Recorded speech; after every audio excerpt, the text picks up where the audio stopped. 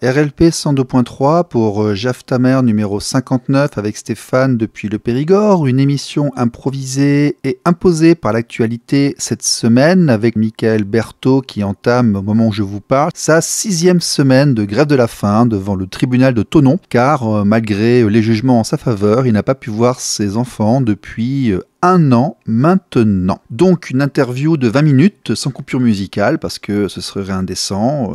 Vous aurez la conversation directe telle que nous l'avons eue au téléphone il y a à peine quelques heures. Et tout ceci afin de faire d'une pierre deux coups. Après des nouvelles d'Arnaud, un autre exemple de papa qui se bat pour récupérer ses enfants avec intervention de placement où, comme par hasard, on préfère placer les enfants plutôt que le donner au père lorsque la maman est dysfonctionnante. Voilà, c'est Jaf ta mère 59 avec Stéphane depuis le Périgord. Ne bougez pas, c'est juste après ça. RLP. Radio libre en Périgord. Jaf ta mère. RLP aujourd'hui avec Arnaud, des nouvelles d'Arnaud. Arnaud, tu m'as dit que tu as vu des nouvelles. Bon, déjà, tu as eu une audience en février dernier. On n'a pas été informé depuis. Qu'est-ce qui s'est passé en février dernier ? En février dernier, je suis passé en audience pour savoir s'il allait y avoir reconduction du placement ou pas. Malheureusement, oui, ils ont reconduit le placement pour 6 mois, jusqu'au mois d'août, sans aucun motif. Et surtout que le juge aux affaires familiales t'a donné la garde de ton enfant. Oui, tout à fait. Oui, tout à fait. De ce fait, nous avons demandé à dessaisir la juge qui avait en charge le dossier au profit du juge de étant donné que j'habite. Voilà, tu as fait un dépaysement de manière à revenir dans ta juridiction à toi et de changer de juge et d'arriver dans la même juridiction que celle qui t'a attribué la garde. Voilà, tout à fait. C'est tout à fait ça. D'accord. Tu le vois un peu, Loïc, là ? Oui, je le vois 2 jours par semaine au lieu d'une journée par semaine maintenant, du vendredi 11h30 sortie d'école, ce qui me permet de pouvoir communiquer aussi avec la maîtresse de mon fils sur les difficultés rencontrées, jusqu'au samedi soir 19h. D'accord, donc tu as un petit peu plus d'accès aux informations de scolarité, on va dire. Oui, ça se passe comment ? Comment il avance le petit, là ? Ça se passe bien ? Il régresse, il a toujours autant régressé, il ne reste pas plus de 10 minutes sur des activités. Ah mince. L'école s'inquiète énormément sur sa motricité. Voilà quoi, je veux dire au niveau du comportement, il a quand même été énormément touché par rapport à ce placement. Moi, je reste fixé là-dessus. Voilà quoi. C'est qu'on place les gamins, on les change de. Est-ce qu'il a changé de famille depuis septembre ou octobre ? Je crois qu'il avait encore changé à l'automne dernier. Non, il n'a pas rechangé de famille. Donc il y a un peu plus de stabilité depuis quelques mois là, parce que c'était la 5e ou 6e, je crois, en moins d'1 an. C'était la 5e famille, oui. 5e famille plus un foyer. Ouais, c'est ça. Ouais. Voilà. Suite à ça, j'ai aussi pris la liberté de prendre tous les rendez-vous médicaux de mon fils avec l'accord de l'ASE, c'est-à-dire chirurgien orthopédique, ORL, le CMP aussi vis-à-vis de son comportement. Tous les rendez-vous médicaux qui concernent mon enfant, j'ai demandé à m'en charger moi, étant donné que mon fils doit être transféré sur normalement incessamment sous peu, mais ça fait 3 mois que je le dis. Donc, j'ai pris la liberté de prendre moi-même les rendez-vous à la place de l'aide sociale à l'enfance. D'accord. Et avec ton ex, t'arrives à communiquer un petit peu ? Alors, mon ex, elle a quitté son compagnon qui habitait à Roubaix pour repartir chez ses parents, pour repartir chez un autre compagnon. Madame Papillonne. Voilà, Madame Papillonne, on va dire, il n'y a pas vraiment de stabilité, sans vouloir être méchant. Et depuis, ça fait 3 mois qu'elle n'a pas vu notre fils, depuis qu'elle a déménagé. L'ASE lui a proposé des droits de visite médiatisés avec possibilité de partager un repas sur le midi 1 fois par semaine, mais madame elle l'a refusé. Ah bon ? Oui. Elle a refusé. Attends, elle s'est accaparée l'enfant, elle est partie avec, elle a fait des pieds de main pour que tu le vois pas, pour t'empêcher de le voir. Ça s'est terminé par un placement parce qu'elle a été un peu négligente. Ah, Oui. on va quand même le dire. Tout Et à puis fait. maintenant, toi, tu te bats comme un fou furieux pour essayer d'accéder à ton enfant. Et madame, en fait, ne va pas voir son fils depuis plusieurs mois. Voilà, c'est tout à fait ça. C'est tout à fait ça. Et sur le jugement, il a bien été notifié que madame n'était pas assez mature, sans vouloir, de toute façon, c'est ce qui est écrit, et je t'enverrai le jugement. Ouais, c'est comme d'habitude, en fait. C'est que madame ne va pas, et plutôt que de donner l'enfant au père, on le place. C'est quand même hallucinant, cette réticence à donner l'enfant au père, quoi. Hein. Oui, tout à fait. Surtout que, alors, j'ai demandé une extension de droit pour rendre mon fils le dimanche au lieu du samedi, pour que mes deux enfants, Lorenzo et Loïc, puissent jouer ensemble plus longtemps. L'ASE est tout à fait d'accord avec moi. Ils ont envoyé ma lettre au PEFS, le pôle enfance-famille. Moi, je l'ai envoyé à mon avocat, je l'ai envoyé à sa secrétaire, je l'ai envoyé au juge directement ma lettre, et j'ai l'appui de l'ASE. C'est ça qui est quand même contradictoire, c'est que j'ai l'appui de l'ASE. Ils ne sont pas du tout contre à ce que je demande à avoir mon fils plus longtemps. D'accord. Alors, pourquoi ils sont pas contre à ce que j'ai mon fils, et pourquoi ils me le rendent pas dans ce cas-là? Donc toi, tu m'as dit prochaine audience en juillet, c'est ça? Le juillet. D'accord. Et cette fois dans la juridiction qui est la même que le JAF qui t'a attribué la garde. Tout à fait, c'est ça. On croise les doigts et puis on prendra des nouvelles d'ici là. D'accord? Et j'ai enfin eu aussi des nouvelles de la mesure d'AEMO qui aurait dû être mise en place depuis le 22 juillet de l'année dernière, soi-disant un document qui a été paumé. Et de ce fait, j'ai fait le forcing auprès des responsables de l'organisme d'AEMO pour qu'ils puissent recevoir l'ordonnance de mise en place d'AEMO. Et j'ai l'éducateur qui vient seulement la semaine prochaine, alors que ça aurait dû être mis en place depuis l'année dernière. Et je pense que la situation aurait dû évoluer bien plus. Ouais. Moi, je dis à tout le monde, hein, quand on peut éviter de rentrer là-dedans, c'est mieux parce qu'après, ça n'en finit pas. Et, bon. C'est fatigant, mais on est obligé de le faire, hein, parce que voilà. Non, mais t'as beaucoup de courage parce qu'encore une fois, tu t'es jamais énervé, t'as jamais pété les plombs et ça fait quand même un bon moment que tu te bagarres, quoi. Ok. Oui, voilà. Là, ce matin, par exemple, à 10h, j'ai été contacté par l'organisme de TISF parce que j'ai une TISF qui intervient à mon domicile à mi-temps, de 16h30 à 19h30 le vendredi. Et la responsable de TISF, elle a bien dit, monsieur, sur mon chapeau, parce que vous avez jamais loupé un seul droit de visite et d'hébergement. Même si vous aviez votre fils que 3 heures par jour au départ, vous avez été chercher votre fils, vous avez jamais rien loupé. Avec 2 heures de train, je crois, hein, 2-3 heures de train en plus à chaque fois. 2 heures, 2 heures et demie de train pour aller le chercher, 2 heures, 2 heures et demie de train pour le ramener. Ouais. Donc voilà, sur 7 heures de garde, j'avais 2 heures et demie à la maison, quoi. Allez, lâche rien, ça paiera forcément sur la durée. Je te le souhaite vraiment. Ce qui est tout de même déplorable, pour en finir, c'est que ce matin, on m'appelle à 10h pour un rendez-vous à 11h. J'étais même pas au courant. On me dit, monsieur Prévost, vous avez été au courant qu'il y a une synthèse à 11h. Est-ce que vous êtes là? Je fais, écoutez, j'étais pas au courant, mais bon, s'il le faut, je serai là. Je fais, oui, mais tous les intervenants seront présents parce qu'on nous demande de travailler avec tous les intervenants. J'ose espérer que les intervenants seront là. Oui, normalement, oui, ils seront là. J'arrive là-bas, la référente ASE était même pas présente. Il y avait que l'assistante sociale et la responsable de TISF qui était présente. Super. Bon. Et moi-même. On peut même pas avancer sur quoi que ce soit parce que les organismes ne sont même pas. J'ai l'impression qu'ils se dédouanent tous, puis que quand il y a des réunions à faire, ils les font pas. Bon. À bientôt Arnaud, merci. Merci, bon courage. Merci. Au revoir. RLP. Radio libre en Périgord. Bonjour Michael. Est-ce que vous pourriez nous dire en fait qui vous êtes et ce qui se passe actuellement là? Dites-nous.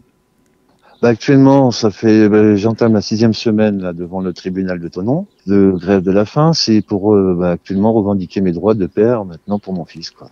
C'est-à-dire, expliquez-nous, vous voyez pas, vous n'arrivez pas à le voir? Pour reprendre cours sur un dernier jugement que j'ai eu, je devais voir mon fils sur une mesure à Marigny, que j'ai refusé cette mesure et la maman aussi, du coup. Et c'est avéré que Aretis, c'est un centre qui est subventionné par l'État, qui a repris la mesure, sans aucune notion de jugement. Mais là, je pouvais voir mon fils, on va dire 2 fois par semaine, libre. Il a quel âge? C'est avéré, et là, il va avoir 6 ans là. D'accord. Et c'est avéré que il y a eu le premier confinement, donc là les contacts. Donc j'ai rappelé Aretis de nouveau pour pouvoir avoir des visios de mon fils, et sur une visio, sur un appel, j'ai vu mon fils avec un bleu, avec un regard méchant sur la maman, en lui disant pourquoi tu me tapes, enfin t'es méchante maman. Et de là j'ai demandé à maman ce que c'était ce bleu, j'ai pas eu de réponse. J'ai rappelé Aretis, et Aretis, j'ai pas eu de nouvelles de leur part. Et le 21 juin de l'année dernière, j'ai pu avoir mon fils pour la fête des pères. Et c'est là que j'ai découvert le poteau rose, que le beau-papa avait eu de la violence sur mon fils, quoi. Et j'ai dû porter plainte. Et depuis cette plainte, je n'ai plus de nouvelles de mon fils. La maman a mis en C'est-à-dire qu'en fait, exécution. vous avez fait votre fils, donc s'il a 6 ans, il est né en 2015. Oui. Vous étiez marié? Oh non, concubinage. D'accord, vous l'avez reconnu? Tout à fait. Et vous vous êtes séparés en quelle année? 3 ans après. Ouais, donc en 2018, Ou d'accord. 18, voilà. Ok. Et puis, donc vous êtes séparés en 2018, et au début ça se passait bien, vous arriviez à le voir? Au tout départ, il y a une mesure, c'est pareil. Vous voyez, quand on parle de placement abusif, parce que, donc, comme on dit, quand il y a séparation, il y a conflit. Donc, de ce Ça conflit, dépend, on en ça profite. dépend. Des fois ça se passe bien, des fois ça se passe pas bien. Ça dépend, il y a les deux. Non, mais ça dépend. Il y a les deux. Quand je parle bien que quand il n'y a pas parlant intelligent. Ouais. Malheureusement, avant de rentrer justement dans ces tribunaux, faut vraiment que les parents justement arrivent à s'entendre, qu'il y ait des parents intelligents, parce que c'est vrai qu'une fois rentré dans le tribunal, c'est un leurre, la justice. Une fois qu'on rentre dans le tribunal, on s'entend plus. Tout le monde vous pousse au On s'entend conflit, plus, on s'entend plus. c'est ça. Ouais. Tout à fait. Et donc, de ce côté-là, donc Gianni était posé dans un foyer d'accueil pendant 6 mois. D'accord. Et de là, j'ai pu réussir à le faire sortir. Et là, il a été retourné chez la maman. Et de là, à partir de là, il y a eu des AMO qui ont été mises en place. Donc, j'avais des liens, on me renlevait les liens. Enfin, j'avais des mesures j'ai toujours régressé, en fait, dans tout mon parcours que j'ai eu.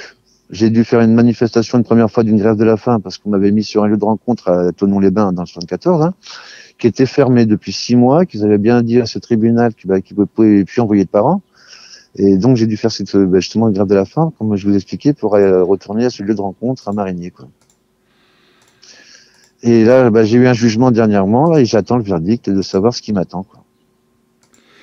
Alors, pourquoi est-ce que vous vous mettez en grève de la faim devant un tribunal? Pourquoi? Parce que maintenant, j'aimerais savoir qu'est-ce qu'on me reproche pour faire mon rôle de père, quoi. Parce qu'à un moment donné, ces visites d'1 heure par mois, vous voyez, c'est douloureux parce que j'en ai fait quasiment plus de 70. Et dans ce lieu d'Arétis, quand je voyais mon fils là-bas, en fait, Arétis, ce ce sont des lieux de visite médiatisés, en fait, c'est ça. Si vous voyez votre Tout à fait, fils sous témoin, avec des caméras, des gens qui vous observent, vous n'avez pas le droit de le prendre dans vos bras, je crois. Vous n'avez pas le droit de dire si vous pouvez le prendre dans vos bras, vous avez le droit de l'embrasser. Dans ce lieu-là, je pouvais quand même. Là, je pouvais avoir quand même des contacts avec lui. Vous aviez le droit de le prendre dans vos bras, c'est vrai, de lui faire des câlins, des bisous, vous aviez le droit? Tout à fait, et même justement en évolutif avec eux, après je pouvais même le prendre, mais ça a mis du temps, c'est pour ça que j'ai eu tout seul, après, mais finalement j'ai dû retourner après en arrière, de le reprendre avec quelqu'un derrière moi, parce que c'est pareil, j'allais aux toilettes avec mon fils, presque on me suivait derrière la porte. Ah non, mais c'était un truc de fou, par contre, là on était vraiment Gestapo, Bon. C'était incroyable, pour avoir un contact avec son fils quand on est de retrouver des liens, c'est même impossible. Mais vous, on vous reproche des choses, vous avez été accusé de quelque chose? Ah non, du tout, justement, rien du tout. Vous voyez, les commissariats ils m'ont même dit, est-ce qu'il n'y a pas un problème quelque part qui bloquerait? Ils me disent, on va le savoir. De toute façon, on est à côté. Parce que vous savez qu'au tribunal, il y a la police juste à côté. Ils ont bien vu que les casiers, choses comme ça, je n'ai absolument rien à me reprocher. J'ai été marié 24 ans, j'ai 3 enfants. C'est ma fierté aussi de ce côté-là. Je les vois. Enfin, d'être père, j'ai rien qui pourrait m'empêcher de l'être. J'ai un appartement avec une chambre pour mon petit qui l'attend. Enfin, j'ai tout pour être papa, quoi. Vous avez un travail? Donc, malheureusement, j'ai eu un accident de travail sur une invalidité, mais j'ai une rampe et j'ai de quoi subvenir à ces moyens. D'accord, donc en fait, vous avez le temps, la disponibilité, les moyens de faire J'ai le temps d'être père. Le temps d'être père, tout à fait. D'accord. Et la maman, elle veut vous empêcher d'être père, ou comment elle se place par rapport à ça? La maman, en fait, elle se place qu'elle est couverte par une justice, soi-disant, et que c'est la faute de la justice, quoi. Voilà. Oui, non, mais qu'est-ce qu'elle dit? Parce que si vous entendez avec elle, la justice, elle va devoir vous suivre. Donc, pourquoi est-ce que vous n'entendez pas avec la maman? Pourquoi vous n'arrivez pas à trouver des solutions tous les deux pour que votre enfant retrouve une vie normale? Qu'est-ce qui empêche ça? Ça, c'est ce que j'aimerais savoir, justement, qu'est-ce qui bloque, qu'est-ce qui se passe, parce qu'à un moment donné, comme je vous dis, il y a conflit entre la maman et moi, c'est la séparation, mais de ce qui est de prendre Gianni, je vois pas pourquoi on joue d'un conflit familial, quoi, d'un enfant au milieu. D'accord. C'est surtout ça à la base, parce que j'ai l'impression que la maman, vous voyez, elle déménage à droite-gauche, parce que je fais justement malheureusement mes interventions depuis 2 ans devant le tribunal, c'est pas d'aujourd'hui. Et puis c'est de là justement qu'on a créé l'association. Nous, au niveau de l'association, au niveau terrain, je vous dis, des témoignages de parents déchirés, d'enfants placés, mais c'est énorme.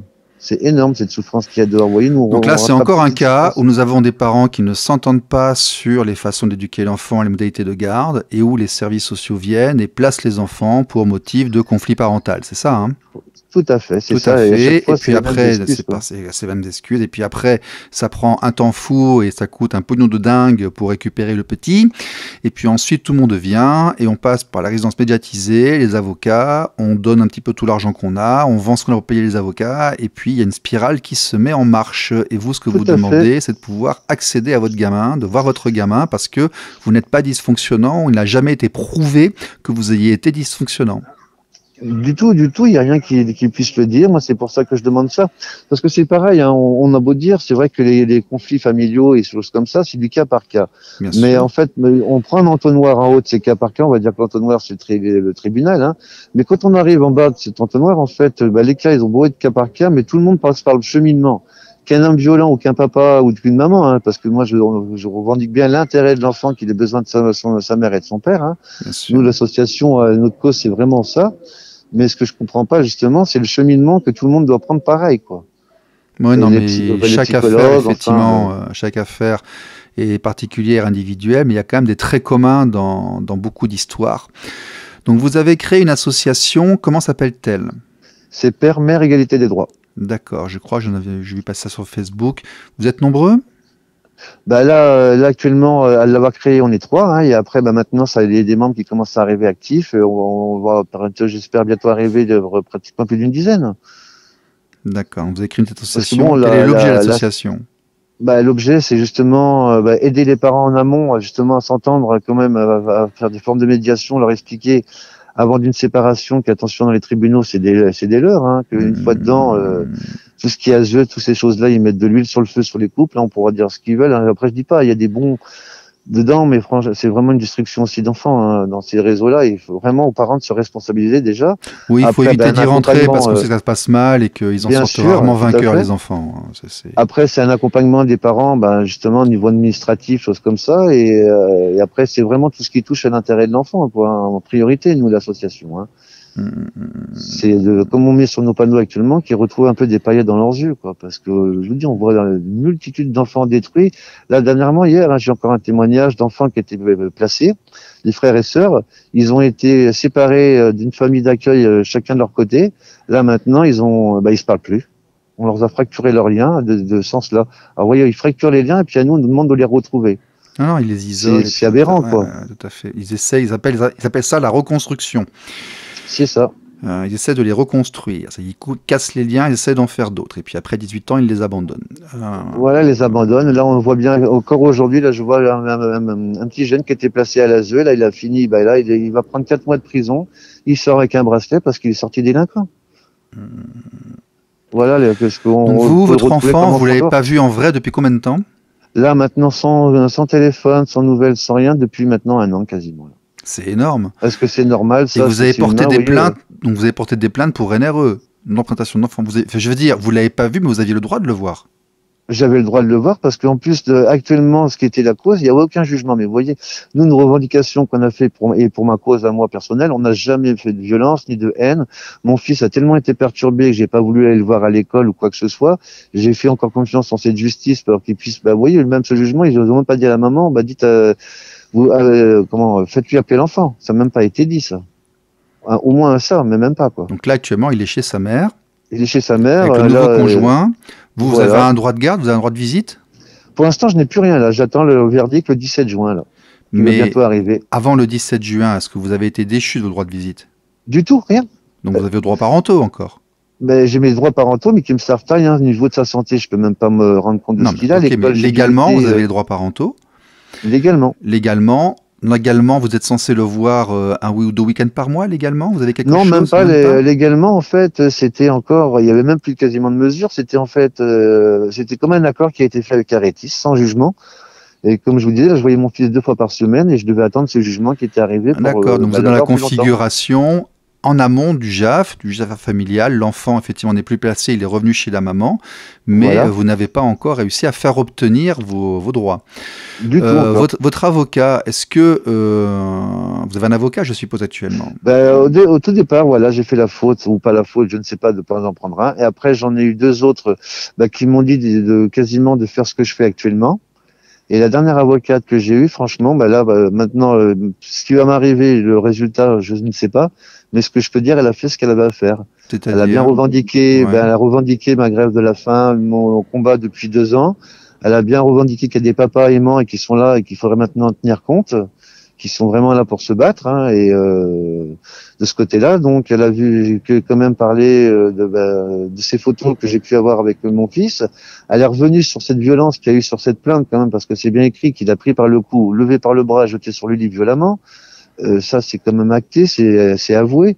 La maman avoue pareil. Et après, quand j'entends cette plainte sans suite, je reviens bien sur celle-là, mais qui a pas assez d'éléments, c'est quand même Oui, puis en même impressionnant. temps, le problème, c'est que si vous portez trop de plaintes, on va vous reprocher à vous d'envenimer la situation, parce qu'on reproche très souvent Bien aux gens de sûr. porter plainte. C'est hallucinant, mais c'est comme Mais ça. si je le fais pas Et puis après si les et qu'il arrive plaintes, quelque ouais, je chose, sais bien, et si les plaintes vont trop loin, après, il va repartir chez les services sociaux. Donc effectivement, c'est compliqué, c'est extrêmement complexe comme situation.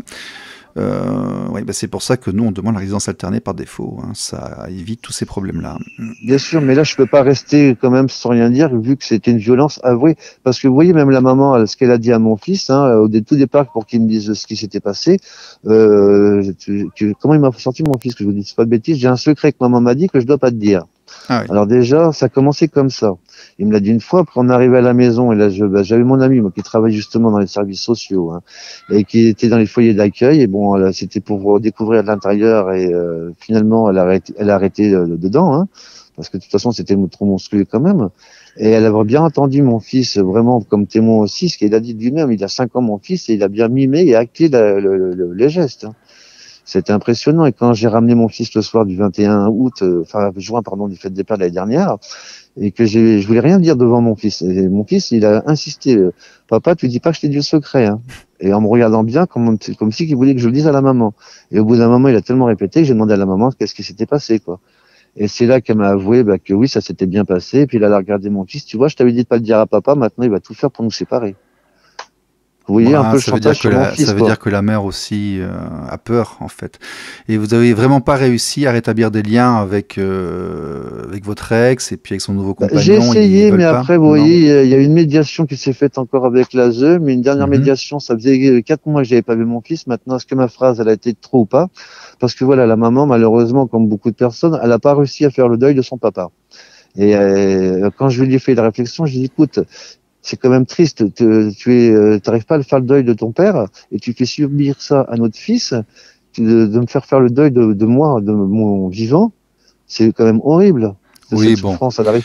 C'est ça que je veux dire, psychologiquement, mon fils, il souffre ça. Enfin bon, la réalité, c'est que vous avez encore droit parentaux. Elle a des enfants. Ouais. Elle a des enfants aussi qui vont bien chez son papa, et quand ces enfants vont chez son papa, ses sœurs et frères, ou dire aux frères et sœurs. Mais il en pense quoi de Gianni à ce moment-là, de voir qu'il lui peut pas voir son père?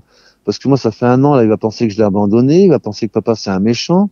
Ça doit être horrible pour lui, le contexte, et puis autant pour moi aussi. Hein. C'est pour ça qu'il faut garder les éléments pour montrer que vous avez jamais abandonné.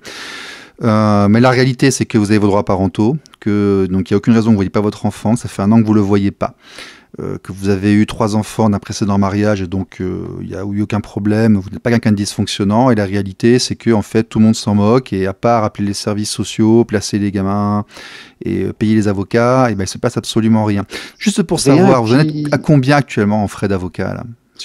Frais d'avocat, je serais quasiment, moi, ma part, encore ça va, pour ma part, je suis à 6 000 ou 7 000 euros déjà, qui est énorme. Depuis le début de l'histoire? Depuis le tout début de l'histoire? Depuis le début de l'histoire, oui. Mais là, je vois des gens qui viennent, qui me disent, on a des 16 000, des 15 000.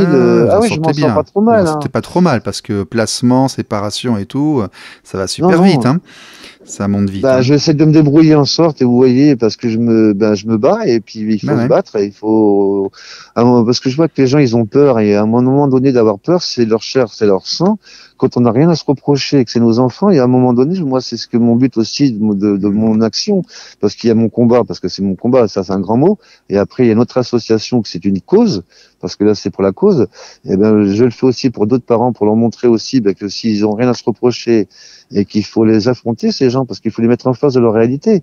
En face, vous voyez, il y a 80%, moi je dirais, qu'il pourrait y avoir en moins de violences conjugales, des choses comme ça, parce qu'il faut bien dire qu'ils poussent les parents à bout. Entre les suicides, entre tous ces jeux génocides là qui se passent à côté, qu'ils ne se rendent pas compte, il faudrait peut-être leur mettre ça en face de la réalité, de ce qui se passe quand même et ce qui crée.